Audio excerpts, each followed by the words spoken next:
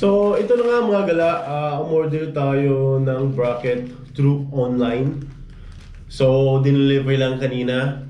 Kaya ngayon, ipapakita ko sa inyo kung paano tayo gumawa nito or paglagay ng bracket para sa ating GoPro.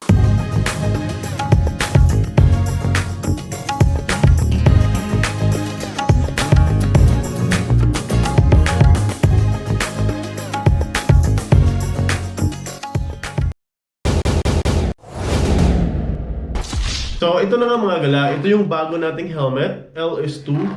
So, dahil mag-adventure tayo gamit ang ating motorbike, so kailangan nating maging safe, di ba? So, bumili ako ng dalawang helmet, parehas ng brand, pero magkaiba ng model. Ito ba yung kagandahan mga gala? Nakakita ako ng specific bracket para lang sa model ng helmet na to. Actually, maganda yung nakita ko sa online dahil yung bracket is naka-specific dito sa design ng helmet na to. So, hopefully, fit siya at maganda yung pagkalagay natin. Okay, bubuksan na natin tong bracket na binili natin sa online. Ayan. So, bubuksan na natin tong in-order natin through online. Sana walang bomba dito mga gala. Ayan. Woohoo! Okay, tabi na natin to.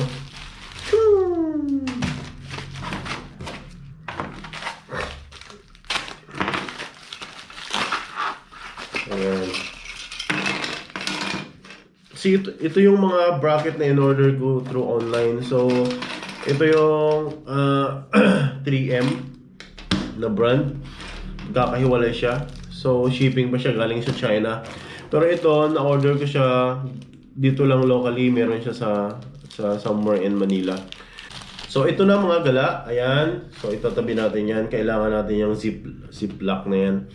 Okay. So, itong bracket na to is specific siya or nakadesign siya para lang dito sa helmet na to. Sana matibay. Pero mukhang matibay siya, oh. Mukhang matibay siya mga gala. So, ayan. Try natin. Try natin. Ay, sakto. Sakto nga. Ayan, oh. Saktong-sakto siya mga gala, oh. Kita nyo naman. Ayan, oh. Kitang-kita, di ba? So, kumuha tayo ng blower mga gala. So, nanghiram ako ng blower dun sa taas. Okay. So, napakadali lang siya ilagay sa helmet kasi kung nakikita nyo yung design ng helmet na to, so may B-shape na rin siya. Ayan o, ilalagay nyo lang. So, before natin ilagay ito, kailangan nating linisin or see to it na wala siyang alikabok yung helmet nyo. Malinis talaga. Para kakapit siya ng maigi. At the same time, kaya ako nanghiram ng blower doon. Kailangan nating i-blower yung adhesive niya para kumapit siya ng maigi. So, be careful mga gala sa blower kasi mainit siya.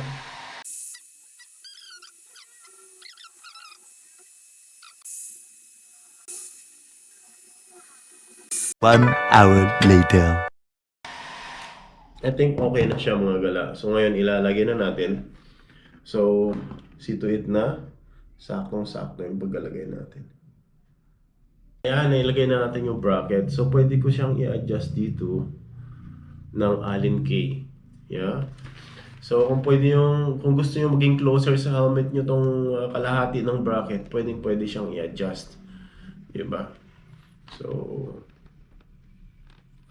ayan. Medyo malayo lang siya.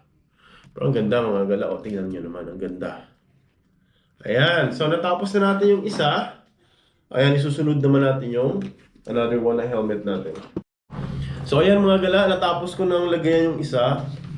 Tapos, ito isusunod naman natin ulit ito. Okay. So, tingnan nyo. Ang ganda. Ang ganda ng bracket. Malinis. Diba? So, kung maglalagay ako ng Hero 8. Hero 8 lang kasi lalagay ko dito eh. Tapos, yung sound ko, gagamitan ko na ng Bluetooth. Okay, magsisiparate na lang ako ng microphone. 'Di ba? Ayaw kong maraming mga nakakonek-konek eh. Gusto ko malinis lang siya. Okay? So, pwede ko namang ilagay yung audio ko sa phone ko habang nagbo-voice record ako. So, we will see, we will see. So, habang katagalan, natututo tayo mga gala, di ba? So, isusunod ko tong isa. Again, mag-ingat kayo sa blower kasi mainit ha. A few moments later. Ayan. Pwede na siya. So, pantay natin. Alright. Tapos idiin. Para kapit na kapit siya mga gala. Ayan mga gala oh. Kapit na kapit siya oh. Ayan. Di ba? So, I believe na napakaganda ng pagkalagay natin.